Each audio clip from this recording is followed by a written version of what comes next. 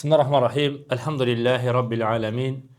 Vessalatu vesselamu ala eşrefil enbiya vel murselin. Nebiyyina Muhammedin ve ala alihi ve ashabihi ecma'in. Rabbi şahli sadri ve yessirli emri ve hlul ugdeten min lisani yefkahu qavli. Allahumma allimna ma yenfa'una ve enfa'na bima allamtana ve zidna ilme ba'd. Əziz qardaşlar, təkfirdə önəmli məsələlər silsiləsinə davam edirik və biz keçən dərsimizdə 5-ci və 6-cı məsələləri götürdük, xatırlayırsınızsa, və son məsələdə, 6-cı məsələdə, yəni hüccət qaldıranda, yəni hüccəti başa düşmək məsələsindən danışdıq. Son dərsimiz o idi də, xatırlayırsınız. Və dedik ki, o fəhm nə qədər olmalıdır, o məsələdə alimlər arasında olan ixtilaf və racih olan görüşü zikr etdik. Və 7-ci məsələ, şeyxin gətirdiyi 7-ci məsələ nədir? Cahillik üzr məsələsində səhlənkarlıq edənlə səhlənkarlıq etməyin, mufarrid deyirlər. İnsan ki, təfrid eləyir. Mufarridlə, təfrid eləyənlə təfrid etməyən arasında fərq nədir? Yəni, o insanlar ki, təfrid etmir, onlara deyir, şeyx deyir ki, onlar üzürlüdürlər. Amma insanlarda ki, təfrid var, yəni səhlənkarlıq var, onların deyir, üzürü yoxdur. Bu barədə, necə ki, İbn Abdülbar rahiməhullah alimlərin sözünü nəql edib, istizkarda, həmçinin təmhiddə alimlərin sözünü nəql edib. Həmçinin onlar arasında fərqə Qarafidə öz Furuq kitabında fərq olduğunu deyib. Təfrid nədir? Yəni, insan haqq axtarışına çıxır, haqq axtarışında ola biləcəyi halda haqq qarşısına gəlir, amma onu araşdırmır, oxumur. Bu mufarrid sayılır. Biri də var, onun qarşısında haqq çıxmır. Yəni, fərqlərdən biri budur. Çıxmır, bir toplumun içində böyüyür, haqq onu bilir, ona inanır, o insanlara inanır və o şəkildə böyüyür. Bu isə ikinci qism isə təfrid etməyən sayılır.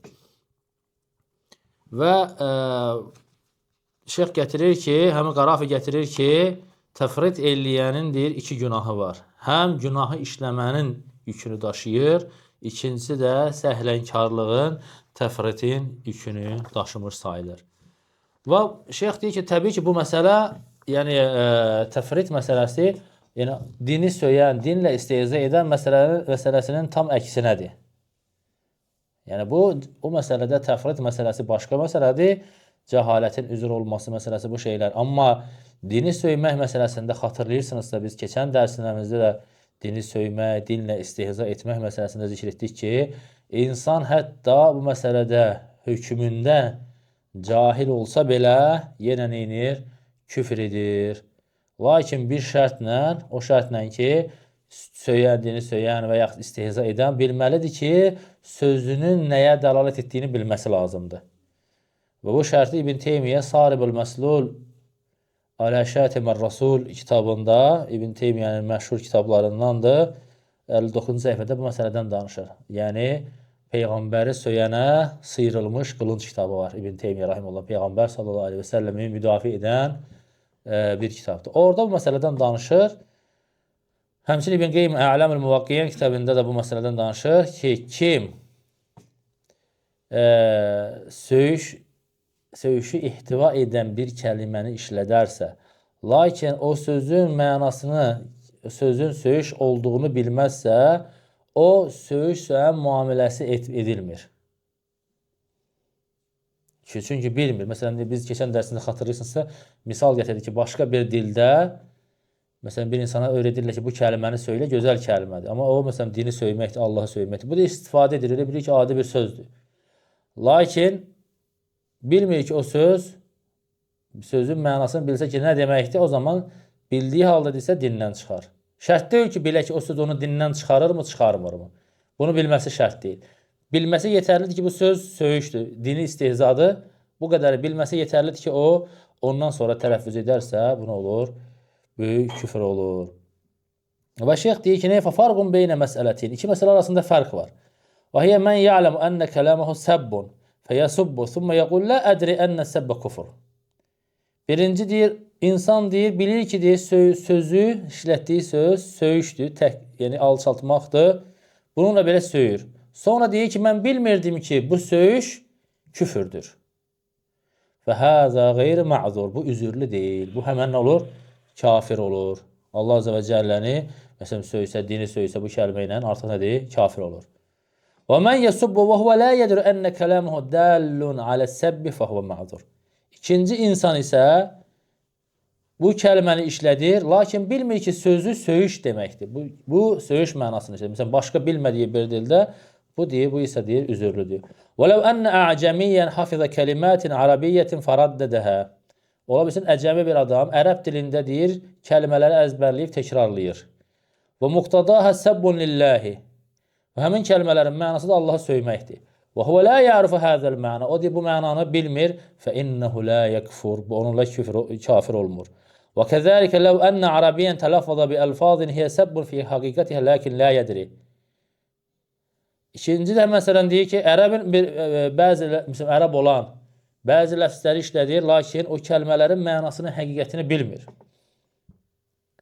Və sonra şeyx gözəl bir, real bir nümunə çəkir. Real bir nümunə çəkir. Deyir ki, məsələn, bir çox müəzzinlər var ki, azanı düzgün vermir. Azanda nə deyir? Azanda deyəndə necə başlayırsan? Allahu Əkbər. Düzdürmü? Allahu Əkbər. Amma bəzi müəzzinlər nə deyir? Allahu Əkbər. Bəyi uzatmaq yoxdur. Əkbər ən böyük deməkdir. Əkbər isə toydur, davuldur. Yəni Allahu Əkbər, Allah ən böyükdür deməkdir. Amma sən bunu Əkbər olaraq uzadanda bu küfürdür. İnsanı dindən çıxaracaq bir küfürdür. Və deyib, baxırsan ki, bir çox müəzzinlər bu kəlməni bu şəkildə azan verirlər. Əkbəri belə formada uzadırlar. Və bu deyir, həqiqətdə söyüşdür, Allahı söyməkdir. Lakin o deyir, bilmir ki, onun mənası söyüşdür. Necə ki, deyir, bunu lüğət əhli zikr edirlər. Və əgər biz bunların arasında fərq qoymasaq, birinci, ikinci, o zaman gərək müəzzinlərin əksəriyyətini təkfir eləyək. Bütün, yəni azan verən, o yanlış azan verən, azanında düzgün uzatmaları etməyən bu müəzzinlərin hamısını gərək biz kafir görək. Bunu da İslam ümmətindən heç kəs deməyib. Necə ki, İbn Teymiyyə rahimehullah, İbn Qeyyim rahimehullah bəyan edir ki, "Ənəhu la yasih an yukaffara bis-səbb və l-istihzai men la yedri ənə kalamuhu səbb." İbn Qeyyim və İbn Teymiyyə deyir ki, əgər bir insan sözünün söyüş olduğunu bilmədikcə, yəni o söyüşə və istehzaya görə o nədir? Təkfir edilmir. Və əmmə mən yedri ənə kalamuhu səbbun əv istehza. Amma bir insan bilsə ki, sözü söyüşdür, ya istehzadır, fələ yuhzəru bil-cəhl. O cahilliyə görə nədir? Üzürlü deyil. Və deyir ki, niyə görə? Çünki adam, yəni burada üzr yoxdur ki, deyək ki, mən bilmirdim bu söz məni dindən çıxardı. Elə bilirdim, yəni ki, düzdür, olmaz. Amma bilmirdim, dindən çıxaran küfürdür. Fərqi yoxdur, adam dindən çıxmış sayılır. Allahı söymək məsələsində cahilliyin üzr olmaması nöqtəsi budur. Bu məsələdə ən geniş təfsilat bu şəkildə olması lazımdır. Və sonra şeyx buyurur ki, وَقَدْ يُعْذَرُ بِالْخَطَى. İnsan xataya görə həmçinin üzürlü sayıla bilər. Məsələn, o keçən dərsimizdə, xatırlayırsınız, keçən dərslərdə zikr etdik ki, yəni insan cəhalətindən, daha doğrusu xətasından, qəsd olmadan, dilindən xəta ilə yanlış bir söz çıxarsa, xəta ilə çıxarsa, necə ki, o dəvəsini itirən, dəvəsini tapanda nə deyir? Sən Allahım, mən sənə Rəbbəm, sən mənim qulumsan. Sevincin şiddətindən yanlış edir Allah Azze və Cəllə, yəni ona görə onu hesaba çəkmir. Və bu insana Allah Azze və Cəllə bu xataya görə, çünki qəsd yoxdur, bu xataya görə onu bağışlayır. Və deyir ki, "Əmmə mən yəqul a'lamu enneke la musabbun aw istihza." Amma deyir, bir insan desə ki, mən bilirəm sözüm söyüşdür və dinlə istihza etməkdir. Və lakin la a'lamu ennehu kufur. Amma bilmirəm ki, bu söz küfürdür. Fələ yu'zar. Bu insan deyir, üzürlü deyil, üzürlü sayıla bilməz. Li'annel istihza və səbb lillah əv li nəbihi yunafi i'tiqadər rububiyyəti və nübuvvə. Çünki deyir, Allahı söymək, Peyğəmbər s.ə.v-i söymək, onlarla istihza etmək, rububiyyət etiqadı ilə və həmçinin nübüvvət etiqadı ilə tam ziddədir, onun əksinədir. Və bu nə görə, fərq nədir burada? Niyə görə? Bəziləri deyir ki, siz Allahı söyləyənə üzr gətirmirsiniz, lakin şərik qoşana üzr gətirirsiniz. Allaha şərik qoşana deyirsiniz ki, ona cəhalət üzürdür. Lakin Allahı söyləyənə cəhalətin üzr olmadığını deyirsiniz. Şeyx deyir ki, fərq odur ki, çünki Allahı söyləyənlə, dinlə istehza edən bunlarda deyir, təzim şübhəsi yoxdur. Yəni ki, belə bir şübhə yerimiz qalmır ki, bu Allahı təzim edərək söyür. Belə bir şey yoxdur. Yaxud Allahı təzim edərək istehza edir. Kim söyürsə, istehza edirsə, bilir ki, sözü istehza və söyüşdür. Onun sözü, deməli, Allah Azə və Cəllə naqisləşdirmək istəyir. Bəllidir. Bu adamda o şübhə yeri qəlbimizə gəlmir ki, o yer qalmır ki, bu Allahı təzim niyyətindən bunu edir. Və ammə deyir, mən yəzbəhu li qeyrillah. Allahdan başqasına qurban kəsən. Və yəd'u qeyrallah. Allahdan başqasına dua edən. Fəyuhtəmilu ən yəkuna min ta'zimillah indəhu. Ehtimal burada yeri var ki, o Allahı təzimdən bunu edir. Allahı naqisləşdirmək üçün deyil, Allah Azə və Cəllənin təzimindən edir. Niyə görə? Çünki onlar, bidət əhlinin etiqadında belə bir şey var ki, biz günahkar qullarıyıq, bizim haqqımız yoxdur, birbaşa Allahdan istəyək. Allah Azə və Cəllə o qədər əzəmətlidir onların gözündə, daha doğrusu onları o qədər o şəkildə öyrədirlər ki, Allah bizim gözümüzdə çox əzəmətlidir, bizi kimi günahkar qullar birbaşa ondan istəyə bilmərik. Ona görə biz övliyalardan, imamlardan istəməliyik. Qurbanı birbaşa Allaha kəsə bilmərik, bu imamlara, filan kəslərə kəsməliyik, övliyalara kəsməliyik ki, onlar bizim qurbanımızı Allaha çatdırsınlar.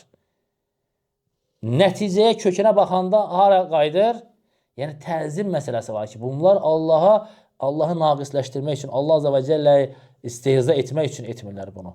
Nə üçün edirlər? Təzimdən dolayı edirlər ki, Allah Azə və Cəllə bunların gözündə o dərəcədə təzim olunur ki, bunlar bu addımı deyir, atırlar. Yəni, əməllərinin batil olması başqa şey. Sadəcə bu şübhə var deyə, bu şübhə onların təkfirinə maniyə olur. Və həmin bu sözlər deyir, hamısı necə ki, İbn Qeym Rahiməhullah Cavab-ül Kəfi kitabında buna cavab verir. Həmçinin Miqreyzi də Təvhid kitabında danışmışdır. Və deyir ki, İnnə həulə yəfəlunəhu alə vəchət ta'zim lillah. Miqreyzi Rahiməhullah deyir ki, bunlar onu Allahı təzim üçün edirlər. Fəlimədə tükəffirunəhum. Niyə görə onları təkfir edirsiniz? Miqreyzi Rahiməhullahın Təcrid Təvhidil Mufid kitabı 23-cü səhifə.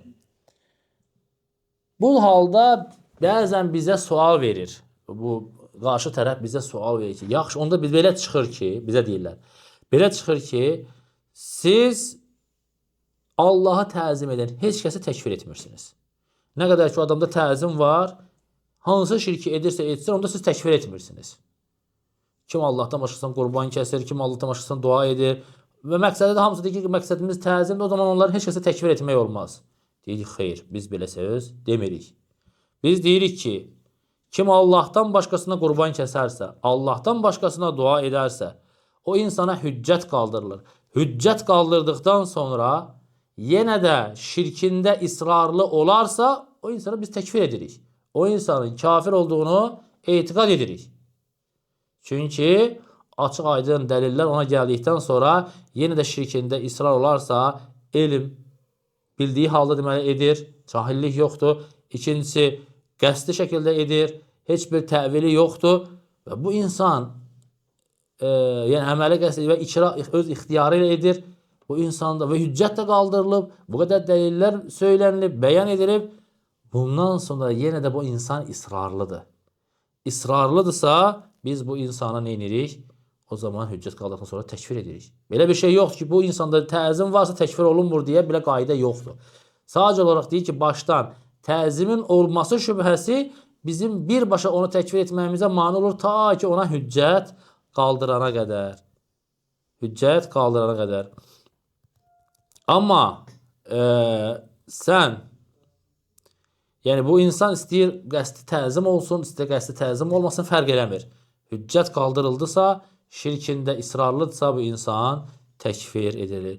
Lakin bu Allahı söyənlə Allahdan başqasına qurban kəsən arasındakı fərqi görmək üçün biz deyirik ki, bəli, Allahı söyən heç zaman orada heç bir şübhə yeri yoxdur. İnsanın məqsədi Allah Azze və Cəlləni naqisləşdirməkdir. Dinlə istehza etməkdir. Və yalnız məqsədləri intiqasdır. Amma Allahdan başqasına qurban kəsən isə dediyimiz kimi onun qəlbində təzim var.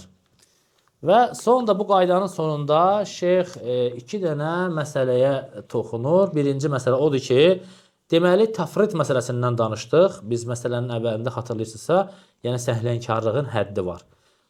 Nə zaman təfrit üzr olur, nə zaman üzürlü olmur məsələsi. Şeyx deyir ki,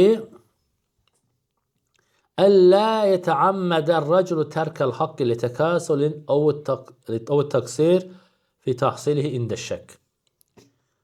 Bunun qaydası nədir deyir? Deyir ki, kişi haqqı tərk etməkdə səhlənkarlıq etməməlidir, yaxud da şək anında təqsirə, səhlənkarlığa yol verməməlidir. Bəl lə yazunnu nəfsəhu illə aləl haqqı litəqlidi məşəyixin yəsiqu fihim əv li qeyri zəlik.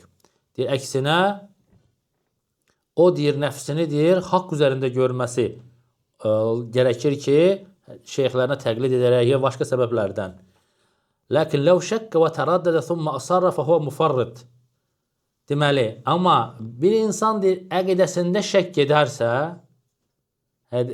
sonra batil üzərində israrlı olarsa, o deyir, təfrit əhlindən sayılır, onun üzrü yoxdur. Nə deməkdir? Yəni, məsələn, bir hər hansı bir şirk üzərində olan, etiqadı üzərində olan bir insandır, bidət əhlindən olan birisidir. Adam öz şeyxlərinə, öz müəllimlərinə, öz əqidəsi haqqında şübhədədir, şəkdədir. Eyni zamanda sələf yolunun da yəni əhlinin də özlərini haqq saydıqlarını eşidib. Bu insana farz olan nədir? Eşidib ki, bunu deyən insanlar var, sələf əqidəsində olan, doğru əqidə olan insanlar var və yaxud ən azından onlar özlərini doğru əqidədə sayırlar. Və bu da öz indiyə qədər yaşadığı əqidənin boşluqlarını, batilliklərini görür. Bu insana vacibdir ki, nədir? Araşdırsın, getsin, onları da dinləsin, onlardan da eşitsin, onların da gətirdiyi dəlillərə qulaq assın. Etməzsə, bu müfarrid sayılır. Etməzsə, şirkində, yəni o batil əqidəsində, hansı ki, bugünə qədər şəkk edir, artıq şəkkə düşüb öz əqidəsi barədə, o şirk əqidəsində israrlı olmağa davam edərsə, o müfarrid sayılır, ona cahillik üzrü deyil. Onun şirki ona üzr deyil. Lakin deyir, o insan ki, əqidəsində şəkk etmir, səni batil əhli görür və öz şeyxlərini haqq əhli görür. Ona öyrədilir ki, haqq budur. Bundan başqa yola qulaq asmaq olmaz. Bundan başqalarını dinləmək olmaz. Bu məsələdə də bu qəlbində yəqinlik var. Bu üzdən gəlib səni dinləmir. Sən çağırsan da deyir ki, yox, siz batil əhlisiniz. Bizə müəllimlərimiz, axundlarımız bizə deyir ki, onları dinləməyin, onları dinləmək olmaz. Və biz də onlara sonsuza qədər güvənirik. Bu insan müfarrid sayılmaz. Buna görə bu insan təkfir olunmaz. Çünki burada artıq təkfirinə mane olan səbəb var. Aydın mı? Deməli, o insan öz batilinə yəqindirsə, şeyxlərinə tabi məsələsində heç zaman nəfsinə bunun əksi barədə şübhə gəlməyib ki, bəlkə mənim yaşadığım əqidə batil əqidədir. Bu barədə heç düşünmür belə. Bu insan deyir, təfrit əhlindən sayılmır. Təfrit əhlindən sayılmır. Amma şəkk edərsə öz əqidəsinə, o əqidəsində olan boşluqları, batilləri görərsə və eyni zamanda haqq əhlinin də mövcud olduğunu eşidərsə və bununla belə ya haqq əhlinin yanına gəlib soruşmazsa, batil əhlinin yanında olmağı tərcih edib, onun üzərində israrlı olmağı seçərsə, bu zaman bu təfrit əhlindən sayılır. Bu birinci tənbih. İkinci tənbih, şeyx deyir ki, bəziləri şübhə gətirirlər ki, bizim zamanımızda elm bu qədər zühur edib. Ona görə heç kəs üzürlü deyil. Cəhalət nə zaman üzürlüdür? Cahillik olduğu zaman elm olma. Cahillik nədir? Elmin əksidir. Cahillik nə vaxt olur? Elm olmadıqda. Amma elm bu qədər yayılıb, bu qədər yayıldığı halda sən necə deyə bilərsən ki, insanlar cahildir? Bu şübhəni gətirirlər bugünkü günü. Gətirirlər, gətirmirlər. Deyirlər ki, subhanallah, bu qədər dərslər, videolar, internetdə şeyxlər, bütün dillərdə haqq əhlinin videoları, çıxışları, tövhid barədə sözləri necə ola bilir ki, sən buna deyir ki, cəhalət daha üstündür, cahillik çoxdur, insanların elmi yoxdur, bunlara cahil üzüdür. Cahillik filan yoxdur ortada. Bəzi, hətta bunu elm əhlindən bəziləri deyirlər. Elm əhlindən bəziləri deyirlər. Biz buna iki tərəfdən cavab veririk. Birinci cavabımız odur ki, elm nə qədər izhar olsa da, günümüzdə, nə qədər zahir olub, nə qədər yayılmış olsa da, kim etiqad edir ki, aramızdan bugünkü günün yayılmış elm mi daha çox yayılmış sayılır, Peyğəmbər sallallahu əleyhi və səlləmin vaxtında da mı daha çox sayılır, sahabələr zamanında mı daha çox sayılır? O zaman mı daha çox elm yayılmışdı, bugün mü? O zaman. O zaman necə oldu ki, cahillik üzr oldu? Onlara deyilmədi ki, bu qədər elmin arasında siz necə cahil qalmışsınız? Sizə kafir hökmü verək. Vermədilər. Bu barədə biz dəlilləri keçmişik keçən dərslərimizdə. O zamanda onlar təkfir olunmadı. Bizdən daha elmli bir dönəmlər keçdi ki, o dönəmlərdə təkfir olunmadısa, sən indi necə təkfir edirsən? Ki, nədir? Cahillik yoxdur deyə. Bu birinci cavab. İkinci cavab, bəzilərinin həsəs gətirirlər ki, məsələn, bu qədər kanallar var, televiziya kanallarında, məsələn, bəzi ölkələrdə, yaxud internetdə, YouTube'da bu qədər elm tələbələrinin kanalları var, dərsləri var, bu qədər xütbələr verilir, dərslər verilir, elm yayılır. İstər YouTube'da olsun, istər digər sosial şəbəkələrdə olsun. Yəni, bu elmin yayılması. Biz deyirik ki, bunun müqabilində nə qədər batil kanalları var və onların izləyiciləri nə qədərdir? Açaq, baxaq. Sələf əqidəsində olan kanalların məsələn, izləməsi 1000-dən 100 min arasında, məsələn, ən belə reytingli kanalları baxırsan ki, 50 min, 60 min, 100 min, məsəl üçün. Biri təhlilin kanallarına baxın, 100 minin altında kanal yoxdur. 200, 300, 500. Bəzi ölkələrdə 1 milyon, 5 milyon izləyicisi olan kanallar var. Bidətçi çıxır, 5 milyon YouTube'da izləyicisi var adamın. 5 milyon, yəni təsəvvürün Gürcistan ahalisindən daha çox insan o insanı izləyir. O insanı sevib, onu təqib edir. Batil əhli deməli hələ də çoxluq təşkil edir. Sənin tövhiddə dərs keçirsən, yerləşdirdiyin, sosial şəbəkədə yerləşdiyin tövhid barədə dərsin 100 baxış almadığı halda onun bir batil haqqında çəkdiyi bir video milyonlarla baxış alır. Və yeni bir insan da sosial şəbəkəyə gələndə qarşısına bir neçə kanal çıxır. Baxır ki, bir kanalın izləyicilərinin sayı bir neçə yüzdür, bir neçə mindir, bir neçə milyondur. Bax, videolara baxır ki, 50 nəfər, 100 nəfər baxır, o birisine baxır ki, 300 min, 500 min baxır. Hansı videonu açacaq? İkisi də dini başlıqlı, dini məzmunlu video buraxıb. İki dənə tanımadığı adamdır. Tanımadığı simadır. Kimin videosunu açıb baxacaq? Çox olanı. Bu insanın təbiətindən gələn bir şeydir, fitrətindən gələn bir şeydir. Onu dinləyəcək. Bu halda deməli batil hələ də, yəni haqq əhli nə qədər yaysa da batil əhli daha çox fəaldılar. Və onlar batillərini daha çox yayırlar. Və bu halda da yenə də elm əhlinin, elm tələbələrinin üzərinə də böyük məsuliyyət düşür ki, onlar da batillə mübarizədə gecə-gündüz çalışmalıdırlar. Hər bir halda istər sosialda, istər gündəlik həyatda, ətrafda haqqı deməkdən elm tələbəsi çəkinməməlidir, haqqı söyləməyə çalışmalıdır ki, Allah Azza və Cəllənin dinini bu şəkildə hikmətlə, gözəl əxlaqla yaymış kimsələrdən olsun. Allah Azza və Cəllənin istəyirəm ki, bizi eşidib faydalanlardan eləsin, eşidib yaxşısına tabi olanlardan eləsin. Subhanəkallahumma bihamdik, əşhədu ən la ilahə illə əntə, əstəğfiruka və ətubu ileyk.